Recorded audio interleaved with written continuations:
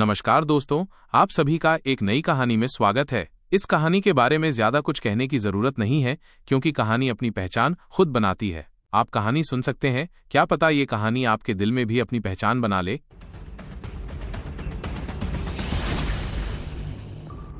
बाकी पार्टिसिपेंट्स के कदमों की तुलना में आदर्श के लड़खड़ाते कदम ज्यादा मुश्किल लग रहे थे।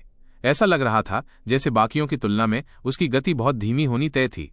छोटे कबीलों के ज्यादातर उत्तराधिकारी और ताओ कबीलों के कुलीन लोग सींग से 20 कदम की दूरी पर आ गए थे। कुछ लोग ऐसे भी थे जो 20 कदम की सीमा पार करने के लिए संघर्ष कर रहे थे। ये छोटा सा गुलाम सचमुच हिलने डुलने लगा है, लेकिन इतनी दयनीय हालत में वो ज्यादा दूर नहीं जा सकता। एक नजर देखने के बाद विक्रम ने और ध्यान नहीं दिया। उसने अपना सिर उठाकर आसमान में विशाल वीरान एनिमल जैसी प्रेत छवि को देखा। उसने दांत भींचे और माथे से पसीना पोंछते हुए आगे बढ़ता रहा। वे भयंकर दिव्य बाघ के सींग के जितना करीब पहुंचते गए, दबाव उतना ही बढ़ता गया। विक्रम के लिए हर कदम पिछले से भी ज्यादा मुश्किल होता गया। उसने देखा कि वो सींग से लगभग 12 कदम दूर था और जानता था कि 10 कदम की परिधि तक पहुंचने पर उस पर भयानक दबाव में तीव्र वृद्धि होगी। बिना किसी मानसिक तैयारी के वो इसका सामना नहीं कर पाएगा और ऊर्जा उसे पीछे धकेल देगी। ताओ जनजाति के कुछ कुलीन लोग इसी कारण असफल हो गए थे और लोगों के बीच 10 कदम के दायरे में सफलतापूर्वक एंटर करने वाला एकमात्र पर्सन तेजस था। विक्रम को यह स्वीकार करना पड़ा कि तेजस ने उसे ताकत और आत्मा दोनों के मामले में हरा दिया। 14 साल के बच्चे के रूप में तेजस बिल्कुल घमंडी था, लेकिन ऐसा अहंकार भी आत्मा की अभिव्यक्ति थी। इस समय सबसे धीमी गति से चलने वाला आदर्श 20 कदम की त्रिज्या के पास पहुंच चुका था। गुरुजी, वो जल्द ही पास होने वाला है, ज्योति ने कहा। बूढ़े दुर्जय ने अपनी दाढ़ी चुटकी से दबाते हुए कहा, राज्य के सिलेक्शन की प्रारंभिक परीक्षा पास करना तो कोई बात नहीं, भले ही आप पास हो जाएं, लेकिन बूढ़े आदमी दुर्जय ने अपना ध्यान केंद्रित किया और आदर्श को ध्यान से देखा। ये बच्चा कुछ कर रहा है। ओह! ज्योति दंग रह गई। उसकी ताकत बढ़ रही है, बूढ़े दुर्जय ने बिना किसी तुक या कारण के कहा। जिस क्षण से उसने सींग की ओर बढ़ना शुरू किया, उसकी साधना का स्तर धीरे धीरे बढ़ रहा था। अजीब बात है। बूढ़े दुर्जय ने अपनी ठुड्डी पर हाथ फेरा और उसकी अद्भुत आंखें आसमान से आदर्श के शरीर का हर इंच इजीली देख सकती थीं। आदर्श की शारीरिक स्थिति को देखकर उसे एहसास हुआ कि उसके भीतर आदर्श की ऊर्जा में बदलाव आ रहा था। यदि रहस्यमयी बैंगनी क्रिस्टल न होता जो बूढ़े आदमी दुर्जय की समझ से परे था, तो वो चौंक गया होता, क्योंकि अनगिनत प्रकाश बिंदु फीनिक्स के पीछे पक्षियों की तरह आदर्श की ओर झुंड में आ रहे थे। 20 कदम। आदर्श ने अंततः 20 कदम की सीमा में कदम रखा और आगे निकल गया। 20 कदम की सीमा रेखा में कदम रखने वाला हर पर्सन भीड़ का ध्यान अपनी ओर खींच लेता था। आदर्श भी इससे अलग नहीं था। योद्धा तैयारी शिविर के कुछ मेंबर्स पहले ही 100 कदम से ज्यादा दूर सुरक्षित दूरी पर चले गए थे। आदर्श को क्वालिफाइड होते देख वे नाराज हो गए। ये बच्चा टिक नहीं पा रहा था और हर कदम पर ऐसा लग रहा था कि वो गिर जाएगा, फिर भी उसने क्वालिफाई कर लिया। स्वर्ग अनुचित था। इस गुंडे की आत्मा उन सभी से अधिक मजबूत थी। चर्चा। इस समय आदर्श की संचित ऊर्जा अपने चरम पर पहुंच चुकी थी। उसके हृदय में स्थित बैंगनी क्रिस्टल ऊर्जा को अवशोषित कर रहा था और प्रत्येक स्पंदन के साथ उसे संपीड़ित कर रहा था। आदर्श ने खून थूकना शुरू कर दिया क्योंकि उसकी रक्त वाहिकाएं ऊपर उठने लगीं, जैसे कि वे फटने वाली हों। बस थोड़ा सा और, बस थोड़ा सा और। आदर्श ने अपने दांत पीस लिए और जैसे ही वो एक और कदम बढ़ाने वाला था, आकाश में भयंकर दिव्य बाघ ने अपनी बड़ी अंबर आंखों से उन सभी को घूर कर देखा। गर्जन। भयंकर दिव्य बाघ की लंबी दहाड़, जिसमें सींग से निकलने वाली बड़ी मात्रा में ऊर्जा शामिल थी, ज्वालामुखी विस्फोट की तरह थी जो आकाश में ऊपर उठ रही थी। विक्रम चीख पड़ा। दबाव में अचानक आया बदलाव उसके लिए बहुत ज्यादा था। उसे लगा जैसे उसकी छाती पर जैक हैमर से वार किया गया हो। एक घुरघुराहट के साथ उसका शरीर पीछे की ओर उड़ गया। भयंकर दिव्य बाघ को यह नाम इसलिए मिला क्योंकि इसकी दहाड़ अत्यंत भयावह थी, जो स्वर्ग को डराने के लिए पर्याप्त थी। ये तो बस उस भयंकर दिव्य बाघ की एक काल्पनिक छवि थी। अगर ये एक परिपक्व जीवित भयंकर दिव्य बाघ होता तो उसकी एक दहाड़ 1000 लोगों की सेना को मार गिराने के लिए काफी होती। ताओ जनजाति के कई कुलीन लोगों ने विक्रम जैसी ही स्थिति का एक्सपीरियंस किया। अचानक आए इस भव्य आभामंडल के कारण वे तैयार नहीं थे और समय पर प्रतिक्रिया नहीं कर पाए, जिसके परिणाम स्वरूप वे पीछे की ओर उड़ गए। जो लोग पहले से ही अपनी सीमा पर थे, उन्हें इमीडिएटली खून की उल्टी होने लगी और वे आगे नहीं बढ़ सके। जहां तक तेजस का सवाल है, उसकी ताकत और कॉन्फिडेंस साफ दिखाई दे रहा था। हालांकि वो पीछे हट गया था और उसका चेहरा लाल पड़ गया था। वो सिर्फ एक घुटने के बल बैठा था और गिरा नहीं। वाह, रोमांचक! आज मुझे तुम्हें हराना ही होगा। होठों से खून पोंछते हुए उसकी आंखें उत्साह से चमक उठीं। अब कोई भी उससे मुकाबला नहीं कर रहा था, उसे खुद को हराना था। जैसे ही तेजस खड़ा होकर आगे बढ़ना चाहता था, उसने अपने पीछे हड्डी टूटने की आवाज सुनी। काका। ये अंडे के छिलकों के टूटने की स्पष्ट आवाज थी, जो कि भयावह थी। तेजस ने ध्वनि के स्रोत की खोज के लिए अचानक अपना सिर घुमाया। उसने एक युवक को पसीने से लथपथ देखा, मानो वो पानी से निकाला गया युवक हो, और वो युवक जमीन पर दुबका हुआ था, जबकि उसकी मांसपेशियां उछल रही थीं और हिल रही थीं। उसकी मांसपेशियों का कांपना दबाव के कारण उत्पन्न भय के कारण नहीं था, बल्कि ऊर्जा से भरी मांसपेशियों की खुशी के कारण था। आदर्श की मेरिडियन नलियों में ऊर्जा तेजी से प्रवाहित हो रही थी। जब भयंकर दिव्य बाघ दहाड़ा तो दबाव चरम पर पहुंच गया, जिससे आदर्श के शरीर में ऊर्जा का एक प्रचंड प्रवाह हुआ, मानो कोई तेज गति से दीवार से टकरा रही हो। उसके शरीर की ऊर्जा पर लगी सील उसी क्षण टूट गई। आदर्श के हृदय में एक भंवर बनने लगा और एक ब्लैक होल की तरह असंख्य प्रकाश बिंदुओं को अपनी ओर खींचने लगा। बूम! ऊर्जा के विस्फोटक विस्फोट से आदर्श के पैरों के पास की चट्टान चकनाचूर हो गई। उसने आंखें खोलीं और उसकी आंखें बिजली की तरह चमक उठीं। क्यूई गैदरर क्षेत्र के शिखर तक मैं अंततः पहुंच गया हूं। इस प्रकार मैं बैंगनी रक्त क्षेत्र से बस एक कदम दूर हूं। इस बच्चे को क्या हुआ है? तेजस की अंतर्दृष्टि और अवलोकन क्षमता से वो ये नहीं बता सका कि आदर्श के शरीर के साथ क्या हुआ था। अधिकारी रुद्र, जो चौक के बीच में था, उसे ये महसूस हो रहा था। हालांकि वो स्वर्ग की आंखें खोलने वाली जगह तक नहीं पहुंचा था, फिर भी वो बता सकता था कि आदर्श ने रास्ता तोड़ दिया है। इस बच्चे ने सचमुच भयंकर दिव्य बाघ की दहाड़ के दबाव का यूज करके सफलता हासिल की। अधिकारी रुद्र हैरान हुआ, लेकिन उसने दिलचस्पी भरी नजरों से देखा। दिलचस्प। नॉर्मल लोगों के लिए इतना भारी दबाव सहना मुश्किल होता। हर सांस एक दिन जितनी लंबी लग रही थी और परीक्षा जल्दी खत्म होने का इंतजार नहीं हो रहा था। लेकिन इस बच्चे ने सचमुच इस मौके का यूज खुद को एक मौका देने के लिए किया। हाँ, दिलचस्प। अधिकारी रुद्र को लगा कि ये बच्चा एक दिन कुछ बन जाएगा। आदर्श ने अपनी मुट्ठियां भींच लीं और गहरी सांसें लीं। उसे हर सांस मीठी और ताजगी भरी लग रही थी। उसकी लार किसी मरुद्यान के पानी जैसी थी, जो हर घूंट के साथ उसके शरीर को तृप्त कर रही थी। क्यूई गैदरर क्षेत्र के शिखर पर पहुंचकर, जो बैंगनी रक्त क्षेत्र से बस एक कदम दूर था, उसे लगा कि दुनिया उसे ज्यादा साफ दिखाई दे रही है। पर्यावरण के प्रति उसकी समझ और भी बढ़ गई थी। इतना ही नहीं, उसे अपने शरीर में असीम ऊर्जा का एहसास हुआ। उसके चारों ओर मौजूद स्वर्ग पृथ्वी युवान की उसके सभी रोम छिद्रों और शरीर में प्रवेश कर रही थी। क्यूई संग्राहक क्षेत्र के शिखर पर एक योद्धा इजीली आसपास की ऊर्जाओं को अवशोषित कर सकता था। हालांकि वे अनाज से बचने के क्षेत्र तक नहीं पहुंचे थे, फिर भी वे भोजन की कमी के बावजूद जीवित रह सकते थे। ये क्यूई गैदरर क्षेत्र का शिखर है, बहुत अच्छा लग रहा है। आदर्श ने अपनी मुट्ठियां भींच लीं और एक भावुकता महसूस की। उसने अपना सिर घुमाया और विक्रम की ओर देखा। आदर्श और विक्रम के बीच दर्जनों फीट की दूरी थी, क्योंकि वे एक दूसरे को सीधे देख रहे थे। दोनों ने एक दूसरे को देखा। विक्रम और आदर्श के बीच सुलह की नौबत आ गई थी। इस वैकल्पिक दुनिया में आदर्श का पहला दुश्मन विक्रम था। विक्रम, मैं अब तुमसे लड़ना चाहता हूं, आदर्श ने अपने मन में कहा, जैसे वो बहुत देर से खुद को रोके हुए था।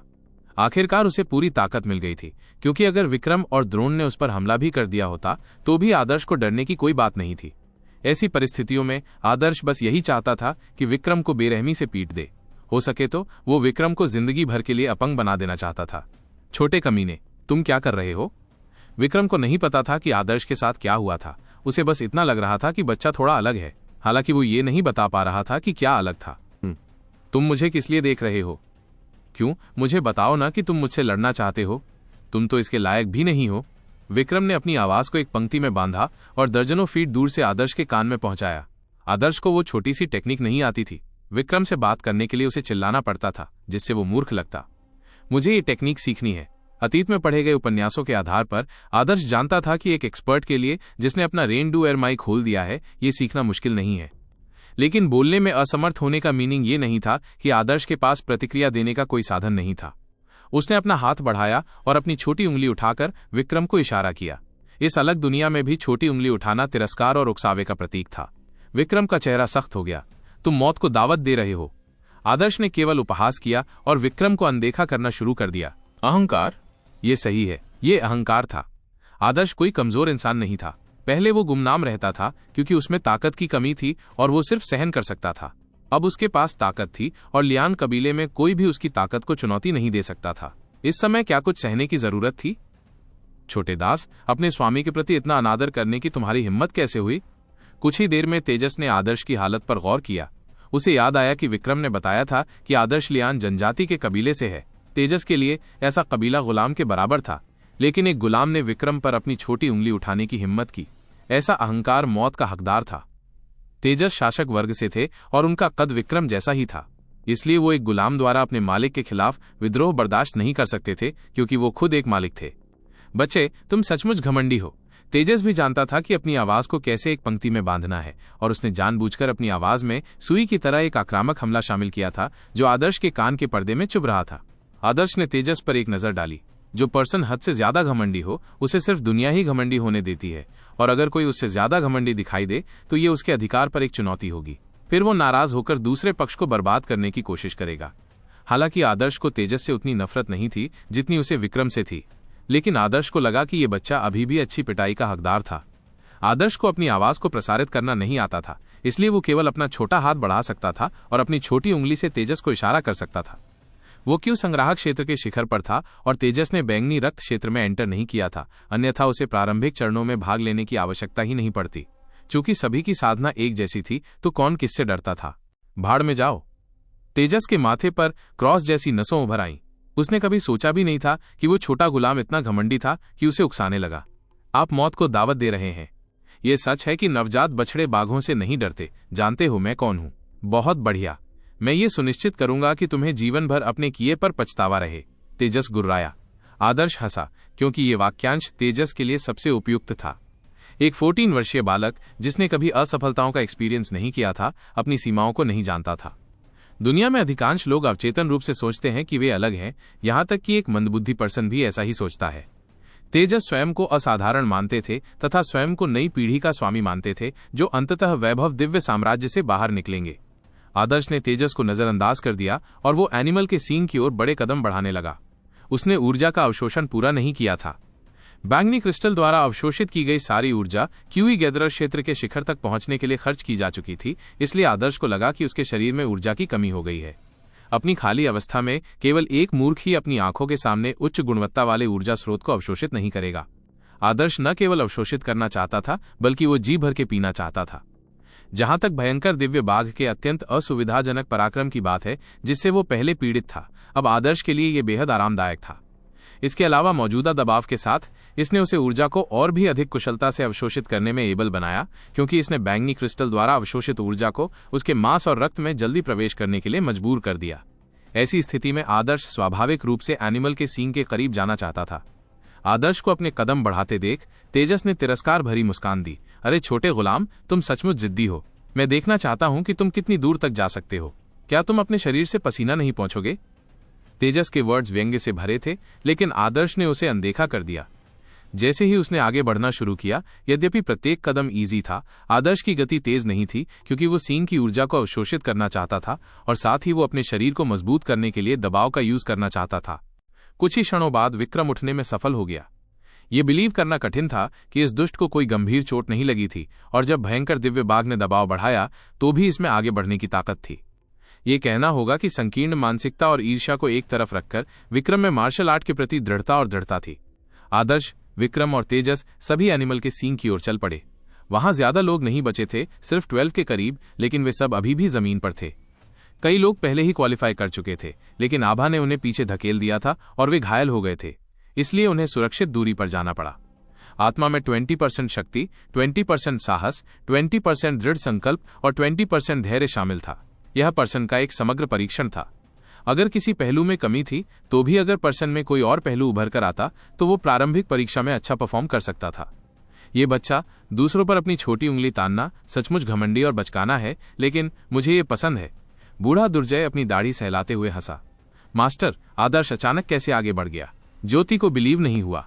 वो दबाव में भी आगे निकल गया। कभी कभी योद्धा भारी दबाव में भी अपनी अड़चनों को तोड़ देते हैं। एग्जाम्पल के लिए, खतरे का सामना करते हुए अपनी जान जोखिम में डालकर कुछ योद्धा खतरे के जबड़े से बाहर निकल आते हैं। यह एक अद्भुत क्षमता है। यूजुअली ऐसे लोगों में बहुत अधिक आत्मा होती है और वे मुश्किल समय में इजीली जीवित रह सकते हैं, जिससे वे भविष्य में बहुत आगे बढ़ सकते हैं। ज्योति को बिलीव नहीं हो रहा था कि बूढ़ा आदमी दुर्जय ऐसे गंभीर शब्द कहेगा, क्योंकि आदर्श का संविधान कमजोर था। लेकिन ऐसा लगता है कि आदर्श का शरीर खराब होने के अलावा अन्य सभी पहलुओं में, चाहे वो धारणा हो या आत्मा, वो एक मार्शल आर्ट टैलेंट की हर आवश्यकता को पूरा करता था। क्या ऐसा पर्सन अंततः अपने दुर्बल शरीर की बेड़ियां तोड़कर महानता प्राप्त कर सकता है? ज्योति को नहीं पता था, ठीक उसी तरह जैसे वो ये नहीं जानती थी कि क्या भविष्य में उसके समाप्त हो चुके मेरिडियन को जोड़ने की कोई छोटी सी भी उम्मीद है। जब ज्योति सोच रहा था, तब तक आदर्श पहले ही 8 कदम आगे बढ़ चुका था। आदर्श के पैर छोटे थे, इसलिए 8 कदम चलने के बाद भी वो सींग से 10 कदम की त्रिज्या की सीमा से दूर था। इस पॉइंट पर विक्रम अंततः उस सीमा तक पहुंच गया था। 10 कदम की सीमा पर दबाव फिर से बढ़ जाएगा। विक्रम ने आदर्श को ऊपर से देखा। एक गहरी सांस लेकर उसने अंदर की ओर एक कदम बढ़ाने के लिए अपना पैर उठाया। धमाका! विक्रम को लगा कि एक मोटी हत्यारी आत्मा उसे घेर रही है और 1 सेकंड में ऐसा लगा जैसे वो किसी नरसंहार के दौरान खून के समुद्र के बीच में था। विक्रम का शरीर अचानक कांप उठा और एक तेज गर्जना के साथ उसकी हड्डियां चटकने और टूटने लगीं।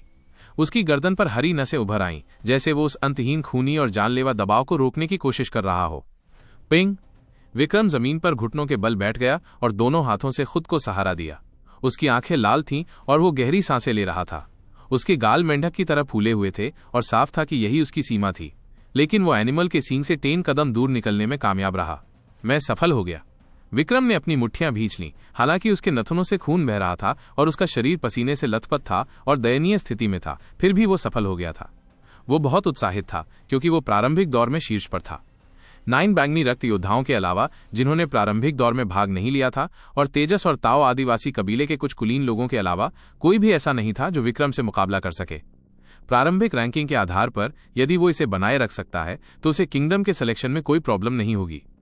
अच्छा, विक्रम जोर से हंसना चाहता था, लेकिन वो पहले ही अपनी सारी ऊर्जा खर्च कर चुका था, इसलिए वो अब और नहीं हंस सकता था। अचानक विक्रम को एहसास हुआ कि आदर्श पहले ही उसके पास आ चुका है। जब विक्रम 10 कदम के भीतर होने से उत्पन्न दबाव को चुनौती दे रहा था, आदर्श अपने छोटे पैरों के साथ आराम से 10 कदम की सीमा तक चला गया था। विक्रम के मुंह से तिरस्कार के भाव झलक रहे थे। वो उस क्रूर जानलेवा लहर का दंश झेल चुका था और उसकी भयावहता को गहराई से जानता था। अनगिनत वास्तविक युद्धों का एक्सपीरियंस करने के बाद भी वो उस जबरदस्त जानलेवा इरादे से लगभग डर गया था। आदर्श एक बच्चा था जो यूजुअली पहाड़ों पर सिर्फ जड़ी बूटियां चुनने और कीचड़ में खाना खोदने जाता था। वो इस बेहद असली जानलेवा लहर का सामना कैसे कर पाएगा? इस दुनिया में बहुत से लोगों में टैलेंट हो सकती है, लेकिन टैलेंट होने के बावजूद उन्हें अपनी कैपेबिलिटी को धीरे धीरे उजागर करने के लिए खुद को प्रशिक्षित करना पड़ता है। आदर्श को किस प्रकार का प्रशिक्षण मिल सकता है? विक्रम आदर्श को झटका लगते देखने का इंतजार कर रहा था। उसने अभी अभी एक बेहद दर्दनाक काम पूरा किया था, इसलिए किसी और को वो काम करते देखना उसके लिए एक अद्भुत सुखद एहसास था। लेकिन कई बार चीजें अपेक्षा के अनुरूप नहीं होती। विक्रम ने देखा कि आदर्श ने अपना छोटा पैर आगे बढ़ाया और 10 कदमों की सीमा रेखा पार कर ली। उसने अपने कदमों में एक पल भी नहीं रुका। बस ऐसे ही पार कर रहा हूं। इस तरह पार करना, इस तरह से खत्म, ऊपर। विक्रम अद्भुत था। उसकी आंखें मछली के कटोरे में पड़ी सुनहरी मछली की तरह घूर रही थीं। केवल विक्रम ही नहीं, बल्कि पास ही में तेजस ने भी इस घटनाक्रम को देखा था और वो अचंभा रह गया था। ये कैसे पॉसिबल हो सकता है? तेजस के लिए भी 10 कदम की सीमा रेखा पार करना इतना ईजी नहीं था। यह समझ से परे था। क्या आदर्श द्वारा पार की गई 10 कदम की सीमा रेखा दूसरों द्वारा पार की गई रेखा से अलग थी? न तो तेजस और न ही विक्रम इस पर बिलीव कर सके। लेकिन वे उस क्षेत्र तक नहीं जा सकते थे जिसे आदर्श पार कर गया था और उसकी जांच नहीं कर सकते थे, क्योंकि उन्हें उस स्थान पर खड़े रहना भी मुश्किल लग रहा था। क्या ये पॉसिबल है कि आदर्श ने यह उपलब्धि इसलिए हासिल की क्योंकि उसके पास अद्वितीय आत्मा थी? यह स्वीकार्य था। यहां तक कि दूर दूर से आए कई अयोग्य प्रतिभागी, खासकर लियान आदिवासी कबीले के योद्धा तैयारी शिविर के मेंबर्स हैरान और स्तब्ध थे, मानो उन्होंने पूरा अंडा निगल लिया हो। उनके दिलों में अजय युवा मास्टर विक्रम को आदर्श ने पछाड़ दिया था। कुछ ही मिनट पहले आदर्श पर भयंकर दिव्य बाघ की आभा का दबाव था, जिसके कारण उसे बहुत पसीना आ रहा था और वो दयनीय दिख रहा था। उसे अचानक दिव्य सहायता कैसे प्राप्त हुई जिससे वो इजीली आगे बढ़ सका? इस बालक में उनसे अधिक आत्मा कैसे हो सकती है? वे आदर्श की ताकत को एक्सेप्ट नहीं कर सके। उसने कुछ ही दिनों में मार्शल आर्ट सीखा था और उसमें इतनी ताकत नहीं थी। एक 12 साल का बच्चा जो खड्ड में पला बढ़ा हो और जिसने दुनिया नहीं देखी हो, दूसरों से ज्यादा बहादुर, दृढ़ इच्छा शक्ति वाला और विपरीत परिस्थितियों के बावजूद आगे कैसे बढ़ सकता है? क्या परीक्षा में कुछ गड़बड़ है? क्या आदर्श को कोई खामी मिल गई है? विक्रम बस यही सोच रहा था कि यही वजह है, और यही एकमात्र वजह थी जो उसे स्वीकार्य लगी। लेकिन अधिकारी रुद्र को सिर हिलाते देख उसे पता था कि उसकी आपत्तियां खारिज कर दी जाएंगी और अधिकारी रुद्र उसे नीचा ही दिखाएगा। क्या बिल्ली है? विक्रम इसे एक्सेप्ट नहीं कर सका। 10 कदम के दायरे में कदम रखते ही उसके रिजल्ट सबसे ऊपर थे, लेकिन आदर्श, जिस पर्सन से वो सबसे ज्यादा नफरत करता था, ने उसे नीचे धकेल दिया था और उसे समझ नहीं आ रहा था कि क्या गलत हुआ था। इस समय तेजस ने रिएक्शन करना शुरू कर दिया और तेजी से सीन की ओर बढ़ गया।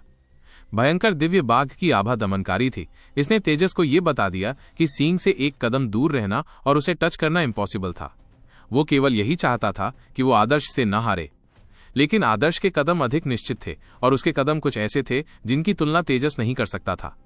वास्तव में यदि आदर्श चलते समय बैंगनी क्रिस्टल को कंट्रोल करके भयंकर दिव्य बाघ की ऊर्जा को अवशोषित नहीं कर रहा होता तो उसकी गति बहुत तेज होती। क्यूई गैदरर क्षेत्र के शिखर तक पहुंचने के लिए भयंकर दिव्य बाघ के सींग की ऊर्जा का यूज करने के बाद आदर्श ने सींग की आभा द्वारा दिए गए दबाव का आनंद लिया। ऐसा लग रहा था जैसे उसके मांस और अंगों पर दबाव पड़ रहा हो और यह एहसास अद्भुत था। आदर्श को पकड़ता देख तेजस चिंतित हो गया। उसने सब कुछ अनदेखा कर दिया और सींग की ओर बढ़ गया, आदर्श को दबाने की उम्मीद में। तेजस ने अपने शरीर पर जरूरत से ज्यादा दबाव डाला था, इसलिए उसे अपनी सांसें उथली लगने लगीं और उसे बहुत पसीना आने लगा। वो अपनी सीमा के करीब पहुंच गया था। फिर भी इस समय वो अपने पीछे आते कदमों की आहट सुन सकता था। तेजस घबरा गया। मैं उससे आगे नहीं बढ़ सकता, मैं उससे आगे नहीं बढ़ सकता। तेजस अपने दिल में रोने लगा क्योंकि उसके द्वारा उठाए गए प्रत्येक कदम से ऐसा महसूस हो रहा था जैसे वो एक विशाल पर्वत को उठा रहा हो। लेकिन तेजस ने चाहे कितनी भी कोशिश की हो, वो अंततः भाग्य को बदलने में असमर्थ था। वो असहाय होकर देखता रहा कि आदर्श अपने छोटे पैरों के साथ उसकी तरफ चला आया। आदर्श के विपरीत तेजस धीमी गति से आगे बढ़ रहा था और यह हास्यास्पद था। चूंकि सभी लोग सींग के बहुत करीब थे और उससे बस कुछ ही कदम की दूरी पर थे, तेजस आदर्श के बहुत करीब थी।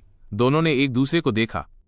एक दूसरे को देखने के बाद आदर्श ने शर्मीली मुस्कान दी, नमस्ते कहा और फिर तेजस के पास से चला गया। तेजस लगभग खून थूकने लगा। वो किसी ऐसे पर्सन से आगे निकल गया था जिसकी ताकत उससे कम थी, एक छोटे से आदिवासी कबीले के एक निम्न गरीब ग्रामीण द्वारा। तेजस को लगा कि उसके 14 साल के गौरव को बुरी तरह कुचला जा रहा है। वो इसे एक्सेप्ट नहीं कर सका।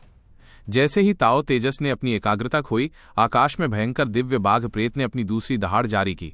यह कहा जा सकता है कि अगर ये एक चीज नहीं है तो ये दूसरी चीज है। दहाड़। एक हत्या का इरादा नरक से रक्त के तालाब की तरह फैल गया। तेजस तैयार नहीं था और हत्या के इरादे की इस लहर में बह गया। कुछ बार गिरने के बाद उसका पिछला हिस्सा जमीन पर आ गिरा। जहां तक विक्रम का सवाल है, उसे 1 दर्जन सीढ़ियां दूर फेंक दिया गया था और उसे पहले ही 20 सीढ़ियों की सीमा से बाहर धकेल दिया गया था। जहां तक आदर्श की बात है, उस दहाड़ के दौरान आदर्श ने महसूस किया था कि उसके शरीर में ऊर्जा चरम सीमा तक एकत्रित हो गई थी। का अंडे के छिलकों के टूटने की आवाज फिर से गूंज उठी। आदर्श का शरीर ऊर्जा से शुद्ध हो गया और उसके शरीर का 1-1 इंच शांत हो गया, जिससे वो शांत हो गया। पुआ। आदर्श कुछ कदम पीछे हटा और मुंह भर काला खून थूक दिया। ये काला रक्त आदर्श के शरीर की अशुद्धियां थीं। हर बार मज्जा शोधन के साथ वो अपने शरीर की अशुद्धियां बाहर निकालता गया और आदर्श का शरीर और भी शुद्ध होता गया। अपने शुद्ध शरीर के साथ उसने एक अच्छी नींव रखी। जिस दिन वह पर्पल ब्लड क्षेत्र में एंटर करेगा, वो सीधे पर्पल ब्लड क्षेत्र के प्रारंभिक चरणों के शिखर पर पहुंच सकता है। उसका शरीर अन्य पर्पल ब्लड योद्धाओं की तुलना में कहीं अधिक ऊर्जा धारण कर सकता है। मुझे उम्मीद नहीं थी कि इस राज्य की प्रारंभिक घटनाएं मेरे लिए एक सौभाग्यपूर्ण घटना में बदल जाएंगी।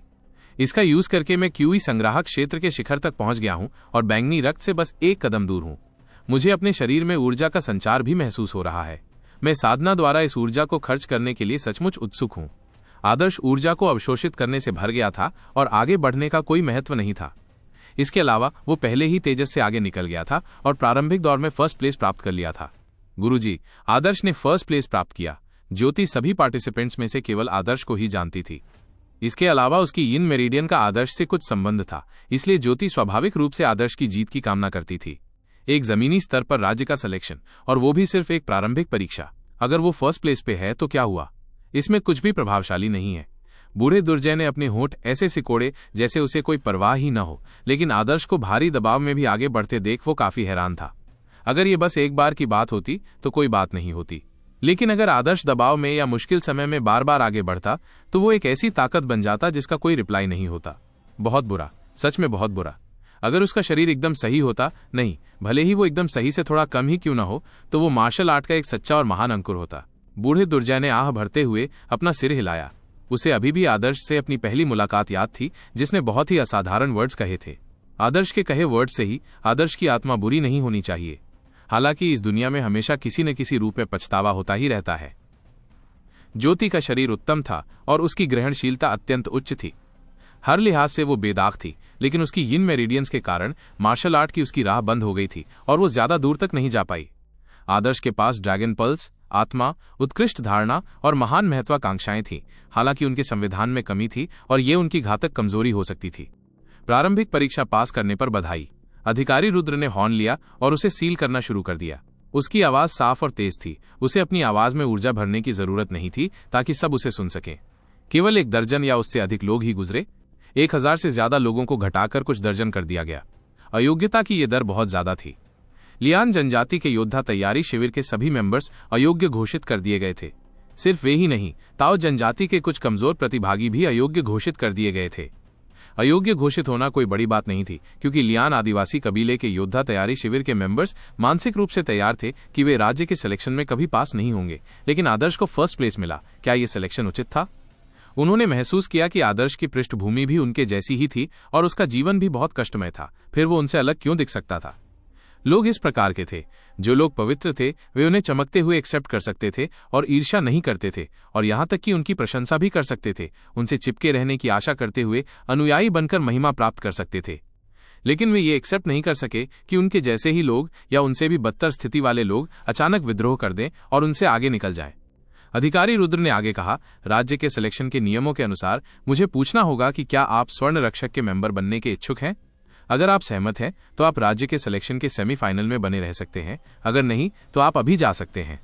अधिकारी रुद्र के वर्ड्स महज औपचारिकता थे, लेकिन नियम तो नियम होते हैं, इसलिए उन्हें पूछना ही पड़ा। आदर्श सहित कोई भी नहीं बचा, क्योंकि वे सभी स्वर्ण रक्षक बनना चाहते थे। आदर्श ने अपने पिछले जीवन में ऐसे उपन्यास पढ़े थे जिनमें नायक बड़े गुटों के आकर्षण और उसके साथ आने वाले सभी प्रोत्साहनों को दरकिनार कर अकेले ही आगे बढ़ जाते थे। महान भाग्य के सहारे ऐसा दृष्टिकोण किसी पर्सन को कामुक होने का हक देता था, लेकिन आदर्श जानता था कि वो इससे कोसों दूर था। उसकी ताकत बस एक छोटा सा बुलबुला था जिसका इस दुनिया में कोई महत्व नहीं था। एक छोटी सी चुभन उसे तोड़ सकती थी।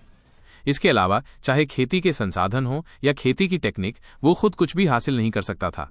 उसके लिए भोजन भी एक प्रॉब्लम थी। उसे एक बड़े गुट में शामिल होना होगा और गुट के संसाधनों और विरासत का यूज करके वो धीरे धीरे ऊपर उठ सकता है और अंततः एक शक्तिशाली राजा बन सकता था। जब वो धन संचय करने में सफल हो जाता तो उसके पास कामुक होने और अपनी इच्छाओं को स्वतंत्र रूप से पूरा करने के लिए न्यूनतम आवश्यकताएं होती। तुम्हारा नाम क्या है? तुम्हारी उम्र क्या है? अधिकारी रुद्र की नजर आदर्श पर पड़ी और उसकी नजरें भयंकर और आज्ञाकारी थीं। जनरल के शब्दों का उत्तर देते हुए ये छोटा बच्चा 12 साल का आदर्श है। आदर्श ने बिना किसी चापलूसी या अहंकार के उत्तर दिया। अच्छा, अब मैं घोषणा करता हूं कि आप इस प्रारंभिक परीक्षा में फर्स्ट प्लेस पर हैं। इस राज्य के सिलेक्शन में यदि आप चुने गए और मॉडल ब्लड प्रतिभागियों में फर्स्ट प्लेस प्राप्त किया तो मैं आपको इमीडिएटली स्वर्ण रक्षक के कुलीन सैनिकों का योद्धा घोषित कर दूंगा। अधिकारी रुद्र के वर्ड्स पूरे स्थल पर फैल गए, जिससे लोग ईर्ष्या और जलन महसूस करने लगे। स्वर्ण रक्षक के अभिजात वर्ग, यहां तक कि स्वर्ण रक्षक के योद्धाओं के भी अलग अलग पदानुक्रम थे, जिसके रिजल्ट में उनके साथ अलग अलग व्यवहार होता था। एग्जाम्पल के लिए, अधिकारी रुद्र जो पहले लियान जनजातीय कबीले में गया था, वो स्वर्ण रक्षक का एक कुलीन योद्धा था। कुलीन योद्धाओं को खेती के संसाधनों, खेती के प्रशिक्षण मैदानों, खेती की टेक्निक्स के मामले में सामान्य योद्धाओं की तुलना में बहुत अधिक लाभ प्राप्त था। राज्य द्वारा चुने गए अधिकांश योद्धाओं को यूजुअली सामान्य योद्धाओं के रूप में नामित किया जाता था। ताओ जनजाति के पहले और दूसरे युवा स्वामी जैसे कुछ सबसे अच्छे बैंगनी रक्त योद्धा कुलीन योद्धाओं में से एक बन सकते थे। लेकिन अब एक बच्चा जिसे दाढ़ी बनाने की भी जरूरत नहीं थी, अधिकारी रुद्र के लिए बहुत वैल्यूएबल था और उसे एक उत्कृष्ट योद्धा बनाने के लिए तैयार था। वे इसे कैसे ले सकते हैं? ये बच्चा कितना ताकतवर है, इसकी साधना का स्तर हमसे ज्यादा नहीं हो सकता। जहां तक शुरुआती दौर की बात है, हालांकि उस बच्चे ने पहला स्थान हासिल किया था, लेकिन अंत में वो अचानक आगे बढ़कर तेजस से आगे निकल गया। हो सकता है कि उसमें कोई गड़बड़ी रही हो, जैसे उसने कोई बचाव का रास्ता ढूंढ लिया हो। भले ही कोई प्रॉब्लम न हो, भले ही आदर्श वहीं पर भड़क गया हो, तो क्या हुआ अगर उसके पास एक मजबूत आत्मा थी? क्या आप मारने के लिए आत्मा का यूज कर सकते हैं? आत्मा को इफेक्ट करने वाले विभिन्न पहलुओं में शक्ति भी एक छोटा सा कंपोनेंट था। और विशाल जंगल में जहां लोग असुरक्षित जीवन जीते थे और एनिमल्स आजाद घूमते थे, लोग जिस चीज को सबसे ज्यादा महत्व देते थे वो थी शक्ति। स्पिरिट जैसी अट्रैक्टिव चीजें तो बस राज्य के गढ़े हुए इलाकों के लोगों की बनाई एक कल्पना मात्र थी। विशाल जंगल के योद्धाओं के लिए स्पिरिट क्या थी? क्या उसे खाया जा सकता था? कई लोग, स्पेशली विक्रम और तेजस, इस बात से सहमत नहीं थे। विक्रम खड़ा होकर इसका विरोध करना चाहता था, लेकिन अधिकारी रुद्र बहुत दबंग था। एक ऐसा पर्सन जो बैंगनी रक्त के दायरे से आगे निकल गया था, विक्रम की कल्पना से भी कहीं ज्यादा शक्तिशाली था। अधिकारी रुद्र के सामने विक्रम हिम्मत नहीं जुटा सका। एक चूहा शेर का विरोध कैसे कर सकता है? लेकिन हालांकि विक्रम में साहस की कमी थी, इसका मीनिंग ये नहीं था कि तेजस में भी साहस की कमी थी। इस दुनिया में ज्यादातर लोग अपनी जगह नहीं जानते। आखिरकार तेजस सिर्फ 14 साल का था। उसने अभी तक किसी नई रियलिटी में कदम नहीं रखा था। 14 साल का युवक अक्सर घमंडी होता है, इसलिए वो सीधे सीधे मामले निपटाता था, जो चाहता था करता था। जैसे ही तेजस अपना मुंह खोलने वाला था, उसके कानों में एक कठोर आवाज गूंजी, तेजस चुप रहो। तेजस इजीली बता सकता था कि ये उसके पिता की आवाज थी। पिताजी, मैं इसे एक्सेप्ट नहीं कर सकता। इस राज्य के सिलेक्शन में क्या गड़बड़ है? वे शक्ति की जांच क्यों नहीं कर रहे हैं? क्या शक्ति परीक्षण के बाद ये इमीडिएटली क्लियर नहीं हो जाएगा? लेकिन उन्हें ऐसी बेकार चीजों का टेस्ट करना था। मैं इसे एक्सेप्ट नहीं कर सकता। आत्मा की परीक्षा में आदर्श से आगे निकल जाने के बाद तेजस ने अवचेतन रूप से अपने वर्ड्स में आत्मा के यूज को कमतर आंकना शुरू कर दिया। अगर आप कॉन्फिडेंट नहीं हैं तो सेमीफाइनल में उससे आगे निकल जाएंगे। तेजस के पिता ने सरलता से उत्तर दिया। उस बच्चे से आगे निकल जाऊंगा? तेजस ने नाक भौं सिकोड़ी। वो उससे जरूर आगे निकल जाएगा और उसे कुचल भी देगा। ठीक है, मैं उस बच्चे से आगे निकल जाऊंगा। किंगडम के सिलेक्शन की मॉर्टल ब्लड प्रतियोगिता में फर्स्ट प्लेस मेरा है। तेजस ने अपनी मुट्ठियां भींच लीं और आदर्श को तीव्र शत्रुता की भावना से घूरने लगा। इस समय तेजस के पिता एक पल के लिए हिचकिचाए और तेजस को अपनी आवाज भेजी। ये सुनते ही तेजस की आंखें चमक उठीं। उसकी आवाज उत्साह से कांप रही थी। पिताजी, क्या आप सच कह रहे हैं? क्या मैं सचमुच इसका यूज कर सकता हूं? जनजाति अब इसे नहीं छिपा रही है। हाँ, ये लगभग तय हो चुका है। एक पल की सहनशीलता का मीनिंग ये नहीं कि तुम कमजोर हो। इसलिए तेजस, मेरी सारी उम्मीदें तुम पर टिकी हैं। इस सिलेक्शन के लिए तुम्हें मेरी उम्मीदों पर खरा उतरना होगा। न केवल तुम्हें स्वर्ण रक्षक का एक कुलीन योद्धा बनना होगा, बल्कि राज्य का सिलेक्शन हमारे ताओ आदिवासी कबीले के मध्य मैदानों में कदम रखने का प्रारंभिक बिंदु होगा। मैं समझ गया। तेजस ने उत्साह से अपनी मुट्ठियां भींच लीं। उसने कभी सोचा भी नहीं था कि ताओ जनजाति के बुजुर्गों की ऐसी महत्वाकांक्षाएं होंगी। मैं ताओ जनजाति के इतिहास की किताबों में एक नया अध्याय लिखने वाला पर्सन बनूंगा। जहां तक सेमीफाइनल में आदर्श को हराने की बात है, हाँ, उस चीज के साथ क्या यह सवाल भी उठता है कि क्या मैं आदर्श को हरा सकता हूं? जब तक जनजाति इसे नहीं छिपाती, मैं सभी को बता दूंगा कि कुएं में मेंढक होने का क्या मीनिंग है। तेजस ने भीड़ में मौजूद आदर्श की तरफ देखा। उसकी आंखें तिरस्कार और उपहास से भरी थीं। तुम शुरुआती मुकाबलों में भले ही सुर्खियों में रहे हो, लेकिन मैं सेमीफाइनल में तुम्हें पूरी तरह से धूल चटा दूंगा। अपने पिता के वर्ड्स के अनुसार तेजस उत्सुकता से भरा हुआ था। वंडरलैंड की प्रैक्टिस। ताओ आदिवासी कबीले के उपनगर में रात बहुत गहरी थी, फिर भी हवा में मुक्कों की तेज चरचराती आवाजें साफ सुनाई दे रही थीं। ताओ आदिवासी कबीले का वंडरलैंड क्यूई की एक मोटी और फैली हुई परत से ढका हुआ था। इसी वजह से ताओ आदिवासी कबीले के वंडरलैंड के 100 मील के दायरे में कोई भी खूंखार या जंगली एनिमल घुसने की हिम्मत नहीं करता था। इसे एक सेफ जगह माना जाता था, पर यह सिर्फ नॉर्मल कंडीशंस में ही होता था। दिन भर में बहुत सारी एनर्जी सोखने के बाद आदर्श को अपने शरीर में एक जलन सी महसूस हो रही थी। उसे नींद नहीं आ रही थी, इसलिए उसने पहाड़ों की बाहरी सीमा पर प्रैक्टिस करने का डिसीजन लिया।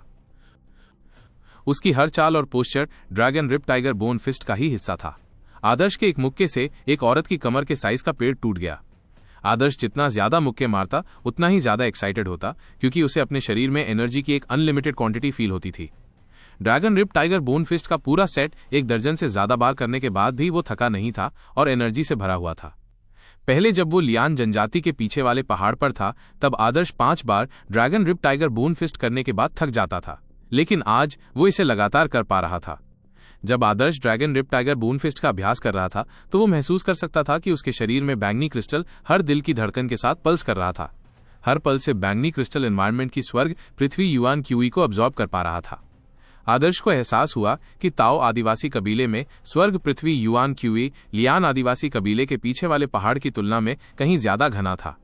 यह स्वाभाविक रूप से इसलिए था क्योंकि ताओ आदिवासी कबीले का वंडरलैंड लियान कबीले के हर्ब माउंटेन से हाई क्वालिटी का था। घनी स्वर्ग पृथ्वी युआन क्यू के साथ आदर्श अपनी एनर्जी को तेजी से रिचार्ज होते हुए महसूस कर सकता था, जिससे उसे बहुत रिलैक्सेशन मिला। तो एक वंडरलैंड का इतना जादुई इफेक्ट होता है। आदर्श को फाइनली एहसास हुआ कि हाई ग्रेड वंडरलैंड में प्रैक्टिस करने का असर कई गुना बढ़ जाता है। और ये तो सिर्फ ताओ आदिवासी कबीला था, जो विशाल जंगल में बसा एक मीडियम साइज का कबीला है। अगर वैभव दिव्य साम्राज्य के गढ़ों के पॉइंट ऑफ व्यू से देखा जाए तो इसका साइज एक ग्रामीण गांव जैसा था और इसमें कुछ भी स्पेशल नहीं था। अगर वो वैभव दिव्य साम्राज्य का बड़ा सिटी होता, या स्वर्ण रक्षक बेस का ट्रेनिंग ग्राउंड होता, या यहां तक कि शाही रॉयल सिटी होता, तो ये इमेजिन करना भी मुश्किल था कि वहां प्रैक्टिस करना कैसा होगा। घने स्वर्ग पृथ्वी युआन क्यू वाले एनवायरनमेंट में हर प्रैक्टिस के साथ आदर्श न नियम, न आकार, न शून्य, न मैं की स्टेट में एंटर कर गया था। ये एक मैजिकल स्टेट थी, जैसे वो किसी चीज को पकड़ने की कोशिश कर रहा हो। ये एक थॉट था, पर समझ भी थी। ये बहुत इंपॉर्टेंट जरूर था, लेकिन जब भी आदर्श इसे समझने ही वाला होता, ये फिसल जाता। ये क्या था? आदर्श उस थॉट के पीछे भागा, लेकिन बार बार फेल रहा। वो थकने की लिमिट तक पहुंच गया था और अचानक वो अपनी मधोशी जैसी स्टेट से जाग उठा। ऊपर देखने पर पता चला कि चांद ठीक उसके ऊपर था और शायद सुबह के 3 बज रहे थे। पहाड़ों में तेज हवा चल रही थी। आदर्श का शरीर पसीने से भीगा हुआ था और वो थका हुआ था। अपने पेट को छूते हुए उसने महसूस किया कि एनिमल के सींग से मिली एनर्जी खर्च हो चुकी थी और उसे फिर से भूख लगाई थी। मैं जरूर खा सकता हूं, आदर्श ने मुंह बनाया। 5th स्टेज का नश्वर रक्त योद्धा होने के नाते बॉडी को फूड से एनर्जी की जरूरत होती थी और यही वो टाइम था जब वो सबसे ज्यादा खा सकता था। इसके अलावा हाथी निगलने की टेक्निक की प्रैक्टिस करने के बाद उसकी भूख और भी बढ़ गई थी। उसके पास कोई इंटरस्पेशियल रिंग नहीं थी, इसलिए जब वो लियान जनजाति से निकला तो ज्यादा मीट नहीं लाया। वो सिर्फ ताओ जनजाति द्वारा दिया जाने वाला स्टैंडर्ड फूड ही खा सकता था। भले ही ताओ जनजातीय कबीला अमीर था और स्वर्ण रक्षक द्वारा फूड प्रोवाइड किया जाता था, फिर भी स्टैंडर्ड फूड आदर्श के लिए डाइजेस्ट करने के लिए इनफ क्वांटिटी में नहीं हो सकता था। अगर उसके सामने भुनी हुई गाय होती तो आदर्श को ऐसा लगता कि वो उसे पूरी तरह निगल सकता है। अगर मेरे फूड में बहुत सारा उजाड़ एनिमल का मीट होता तो मेरी स्ट्रेंथ डेफिनेटली तेजी से बढ़ती। जैसे ही आदर्श ने इसके बारे में सोचा, उसने अपने आसपास के एनवायरनमेंट को देखा जो कि डिस्टर्ब हो गया था। आदर्श ने कई पेड़ों को तोड़ डाला था और कई काले लोहे के पत्थर तोड़ दिए थे। उसे एहसास ही नहीं था कि अपनी मधोशी की हालत में उसने इतना डैमेज कर दिया था। मुझे सरप्राइज है कि अगर मैं ज्योति से उसके 3rd लेवल के नश्वर रक्त के प्रेशर के साथ लड़ूं तो रिजल्ट क्या होगा। अगर वो सिर्फ dragon rip tiger bone fist का यूज करे तो मैं उसे आसानी से हरा सकता हूं, लेकिन अगर वो अपने स्पेशल स्किल फेरी मेडन हार्ट सूत्र का यूज करे तो रिजल्ट अननोन होगा। 2 महीने पहले की बात याद आ रही थी जब उसने ज्योति के साथ मुकाबला किया था। उसे लगा कि ज्योति ने उसे बहुत ज्यादा हरा दिया है। अब उसकी स्ट्रेंथ बढ़ गई है तो वो पुरानी ज्योति से ज्यादा वीक नहीं रहेगा। जब वो ये सोच रहा था तो उसे कुछ महसूस हुआ और वो पलट गया। एक ग्लिम्स ने ही आदर्श को डरा दिया।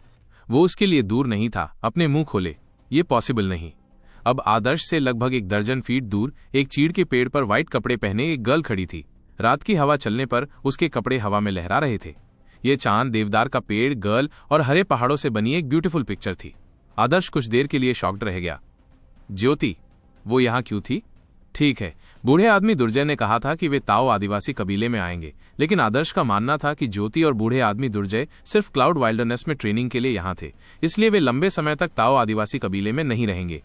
तुमने कहा था तुम मेरे साथ मुकाबला करना चाहते थे? ज्योति मुस्कुराई। आदर्श अवाक रह गया। क्या हो रहा था? उसने खुद से जो शब्द कहे थे वे लगभग सुनाई ही नहीं दे रहे थे और आदर्श को लगा कि उसने खुद भी उन्हें सुना नहीं। उसे ये सुनने के लिए किस टाइप की सेंसेस चाहिए थी? अचानक रात में व्हाइट कपड़े पहने उसके सामने अपीयर होना डेफिनेटली एक घोस्ट जैसा लग रहा था। आदर्श अपने माइंड में वरी कर रहा था जब उसने डिसीजन लिया कि एक ह्यूमन के रूप में उसके सामने इतनी ब्यूटीफुल घोस्ट का अपीयर होना एक ब्लेसिंग है। आप क्यूई गेद्रर रीजन के पीक तक पहुंच गए हैं, ज्योति ने शांति से कहा, मानो कोई फैक्ट बता रही हो। आदर्श कुछ देर के लिए शॉक्ड रह गया क्योंकि उसे लगा कि वो ज्योति से कुछ भी हाइड नहीं कर सकता। ये भी हो सकता था कि ज्योति ने उसे स्टेट सिलेक्शन की इनिशियल प्रिपरेशंस के दौरान इन्फिल्ट्रेट करते हुए देख लिया हो। वो प्लेन। आदर्श को अचानक याद आया कि स्टेट सिलेक्शन की इनिशियल प्रिपरेशंस के दौरान स्काई में एक प्लेन था। आदर्श ने पहले तो सोचा कि वो कोई जज जैसा कोई पर्सन होगा और उसने ध्यान नहीं दिया। हो सकता है कि ज्योति उस पर थी। लेडी ज्योति, आपने मुझे इनिशियल प्रैक्टिस में पार्टिसिपेट करते देखा? आदर्श ने बेचैनी से पूछा। वो बैंगनी क्रिस्टल के एग्जिस्टेंस को लेकर एक्सट्रीमली कॉन्शियस था, लेकिन आगे सोचने पर अगर ज्योति ने उसे ब्रेक करते हुए देखा भी होता तो भी शायद उसे कुछ समझ नहीं आता। बैंगनी क्रिस्टल की प्रेजेंस या बैंगनी क्रिस्टल द्वारा एनर्जी एब्जॉर्ब करने के मार्क्स भी उसे नजर नहीं आते, ये इम्पॉसिबल था। वे तो बस लाइट पॉइंट्स थे जिन्हें वो देख नहीं पा रही थी। ये क्लियर था कि दूसरा पक्ष 2 महीने पहले जब बूढ़े आदमी दुर्जय से मिला था तो उसे इसकी इन्फॉर्मेशन नहीं थी। हाँ, मैंने तुम्हें इनिशियल राउंड में सक्सेस अचीव करते देखा था। तुम बाकियों से अलग लग रहे हो। ज्योति ने आदर्श को ध्यान से देखा, जिससे आदर्श अनकंफर्टेबल हो गया।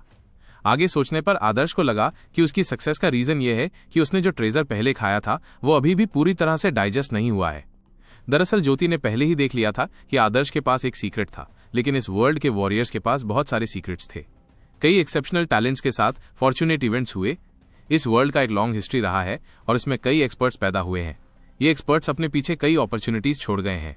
कुछ बिग थे, कुछ स्मॉल, इसलिए कुछ अपॉर्चुनिटीज रिसीव करना कोई अनयूजुअल बात नहीं थी।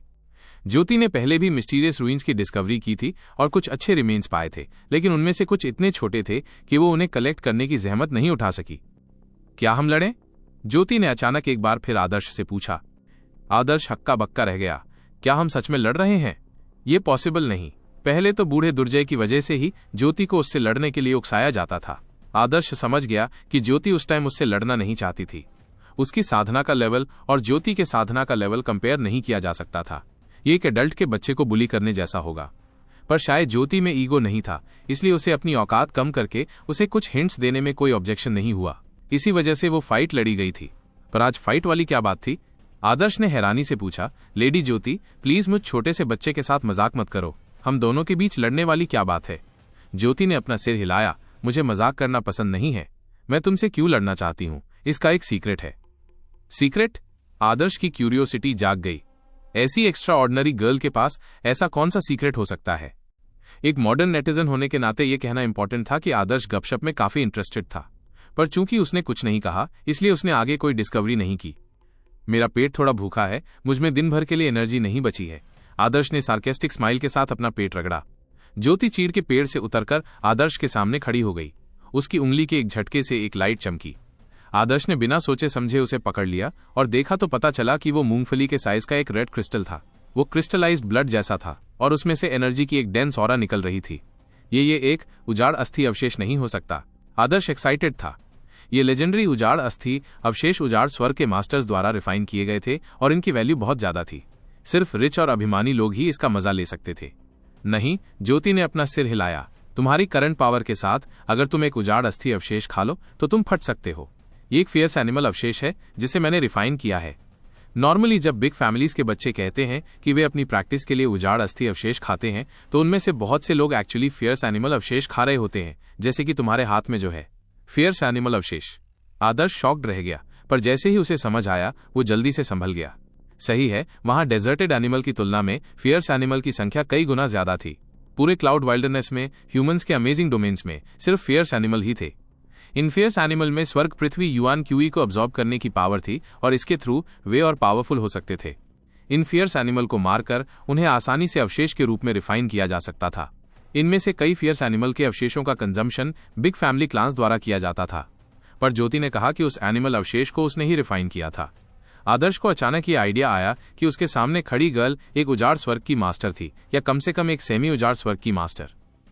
एक सेइंग थी कि कंपैरिजन करने से इरिटेशन होती है। वो न सिर्फ नोबल और एक्सट्रीमली स्ट्रांग थी, बल्कि एक डेजर्टेड स्वर्ग की मास्टर भी थी। 10 साल से ज्यादा की एज में ऐसी अचीवमेंट्स हासिल करना वाकई इरिटेटिंग था। तुम्हारी पावर क्यूई गैदरर रीजन तक बढ़ गई है, इसलिए मैं अपना साधना लेवल एक बढ़ा दूंगी, जिसका मतलब है कि मैं तुमसे फाइट करने के लिए खुद को नश्वर रक्त के 4th स्टेज तक दबा दूंगी। मैं अब भी dragon rip tiger bone fist का यूज करूंगी, पर तुम्हें केयरफुल रहना होगा। लास्ट फाइट में मैं सीरियस नहीं थी और किसी रीजन से फाइट के दौरान मेरा अटेंशन डाइवर्ट हो गया था, पर इस बार मेरा अटेंशन डाइवर्ट नहीं होगा, ज्योति ने धीमे स्वर में कहा। लास्ट फाइट के दौरान उसके अटेंशन डाइवर्ट होने का रीजन नेचुरली उसके मेरिडियन चैनल्स में फील किए गए चेंजेस थे।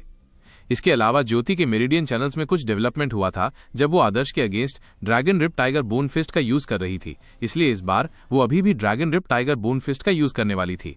लेडी की याद दिलाने के लिए थैंक्स, मैं केयरफुल रहूंगा। आदर्श अपने हाथ में एनिमल के अवशेष के साथ खेल रहा था और उसने पाया कि उसमें से एक अट्रैक्टिव सेंट आ रही थी, जैसे वो कोई एक्सट्रीमली डिलीशियस डिश हो। मूनलाइट के नीचे अवशेष रेड था, पर रेड क्रिस्टल की तरह ट्रांसपेरेंट था। ये वाकई एक आर्ट पीस था। ये एनवी की बात थी कि ज्योति इतने ब्यूटीफुल फियर्स एनिमल के अवशेष को रिफाइन कर सकती थी, पर चाहे वो कितना भी ब्यूटीफुल क्यों ना हो, उसे खाना ही था क्योंकि आदर्श भूखा था। उसने इसे ऐसे खाया जैसे वो पॉपकॉर्न खा रहा हो। उसने बस एनिमल के अवशेष को अपने मुंह में फेंक दिया। ये फर्स्ट टाइम था जब वो कोई डिलीशियस फूड खा रहा था। उसने फील किया कि अवशेष उतना हार्ड नहीं था जितना उसने सोचा था, बल्कि चबाने में ईजी था और उसे टीथ से क्रश किया जा सकता था। जैसे ही आदर्श ने एनिमल अवशेष को चबाया, ऐसा लगा जैसे अवशेष से एक्सक्लूसिव वाइन निकल रही हो और उसका पूरा मुंह भर गया। टेस्टी, ट्रूली बहुत टेस्टी। तो ये है एक फियर्स एनिमल के अवशेष का टेस्ट। अगर मैं इसे बार बार खाऊंगा तो मुझे डर है कि मुझे इसकी एडिक्शन लग जाएगी। पर फियर्स एनिमल के अवशेष एक अच्छे खाने की जगह नहीं ले सकते। ये सॉल्ट में कुक्ड चिकन खाने से बिल्कुल अलग फीलिंग है। डिलीशियस डिश खाना एक एंजॉयमेंट था, वाइन पीना एक अलग ही एंजॉयमेंट था, और स्मोकिंग भी। हालांकि इन तीनों को कंपेयर करना हार्ड था, पर एक दूसरे की जगह नहीं ले सकता था। अवशेष के स्टमक में होने से उससे प्रोड्यूस हुई वार्म एनर्जी आदर्श के पूरे बॉडी में स्प्रेड हो गई। आदर्श का एम्प्टी स्टमक अचानक भर गया क्योंकि आदर्श ने महसूस किया कि उसके बॉडी में वार्म एनर्जी अनकंट्रोल्ड हो गई है, जिससे वो उसे बाहर निकालने के लिए उत्सुक हो गया। वो ट्रूली एक फाइट लड़ना चाहता था, खुद को वॉर में डिप कर देना चाहता था। आदर्श ने एक्साइटमेंट से ज्योति को देखा। पेट भर जाने के बाद उसे डाइजेशन में हेल्प के लिए कुछ चाहिए था। इतने हाई लेवल के ट्रेनर के साथ वो एक्साइटेड कैसे न होता। हालांकि वो क्यूई गैदरर रीजन के पीक पर था, उसकी स्ट्रेंथ नेचुरली बहुत ज्यादा थी, पर यही उसकी एक वीकनेस थी। उसके पास फाइट का एक्सपीरियंस नहीं था, जो विक्रम के सामने वीक पड़ गया। विक्रम डेली द्रोण के साथ फाइट करता था। द्रोण, जो एक फॉर्मर पर्पल ब्लड वॉरियर था, के साथ उसका लाइफ ब्लडशेड से भरा था। उसने विक्रम को जो फाइट एक्सपीरियंस सिखाए वे एक्स्ट्रा ऑर्डिनरी थे। जहां तक आदर्श की बात है, उसे कोई फाइट स्किल या टेक्निक नहीं आती थी। उसके पास बस एक कंट्रोल बॉडी था और रियल फाइट के सिर्फ 2 राउंड ही देखने के बाद उसकी फाइट कैपेबिलिटी नॉमिनल थी। अब वो ज्योति जैसे एक्सपर्ट के साथ प्रैक्टिस कर सकता था, जिससे उसकी वीकनेस दूर हो जाती। आदर्श इतना एक्साइटेड था कि उसने ज्योति की ओर हैंड वेव कर उसे आगे बढ़ने के लिए कहा, पर वो मेरे पास आओ कहने से मिस कर गया। पर आदर्श को जल्दी ही समझ आ गया कि किसी को ओवर कॉन्फिडेंट नहीं होना चाहिए, अदरवाइज उसे रिग्रेट होगा। जैसे ही उसने ज्योति को अटैक करने के लिए सिग्नल दिया, वो उसकी आईज से ओझल हो गई। पलक झपकते ही ज्योति मानो आदर्श के सामने टेलीपोर्ट हो गई। उसे बस कुछ ब्लर दिखाई दे रहा था, तभी उसकी चेस्ट पर ऐसा वार हुआ मानो किसी हैमर ने उसे हिट किया हो। पेंग! ज्योति की पाम आदर्श की चेस्ट पर लगी थी। आदर्श को ऐसा लगा जैसे उसकी हड्डियां डिफॉर्म हो गई हों और उसके ऑर्गन्स में हलचल मच गई हो। ये बहुत पेनफुल था। वो गर्ल भले ही वीक दिखती हो, पर वो एक ह्यूमन टायरेनोसॉर्स थी। बूम! आदर्श एक बड़े पेड़ से टकराया और उसे तोड़ दिया। उठते हुए उसे स्टार्स दिखाई देने लगे। थैंकफुली उसने जो खाया वो एक फियर्स एनिमल का अवशेष था। अगर उसने सॉल्ट में कुक्ड चिकन जैसा कुछ खाया होता तो वो सब कुछ वॉमिट कर देता। इस टाइम ज्योति आदर्श को नहीं बल्कि उसके हैंड्स को देख रही थी। उस इम्पैक्ट से वो मिस्टीरियस फीलिंग अभी भी अपीयर नहीं हुई थी। क्या ये ट्रूली सिर्फ एक इल्यूजन था? ज्योति थोड़ी डिसअपॉइंटेड हुई और उसने आदर्श की ओर देखते हुए लाइटली कहा, तुम बहुत केयरलेस थे। रियल वॉरियर दुश्मन का सामना करते टाइम अपनी प्यूपल्स को कॉन्ट्रैक्ट कर लेते हैं ताकि वे अपने दुश्मनों की हर एक्टिविटी पर नजर रख सकें। तुम पर अटैक करने से ठीक पहले तुम्हारी आईज शायद मुझे देख रही थी, पर वे मेरी एक्टिविटीज को नहीं बल्कि मेरे फेस को देख रही थी। जब ज्योति ने ये वर्ड्स कहे तो आदर्श रेड हो गया। उस गर्ल की आईज वाकई टॉक्सिक थी। अगर आपने ये बात नोटिस भी की हो तो भी आपको इसे लाउडली नहीं कहना चाहिए था। आदर्श खांसने लगा और अपनी मेंटल कंडीशन को रीएडजस्ट किया और ज्योति की हर एक्टिविटी को सीरियसली देखने लगा। आदर्श पहले वाकई बहुत केयरलेस था। ज्योति के फेस को देखना बस एक सबकॉन्शियस मूव था। वो कोई वॉर ट्रेन वॉरियर नहीं था, इसलिए वो ज्योति की कॉन्ट्रैक्टेड प्यूपल्स और हर एक्टिविटी पर नजर रखने वाली बात को इमिटेट नहीं कर सका। ज्योति भले ही ब्यूटीफुल हो, पर आदर्श उससे बस यूं ही मिला था। उसके माइंड में उसके लिए गुड परसेप्शन थी, पर उसके माइंड में कोई और थॉट नहीं था।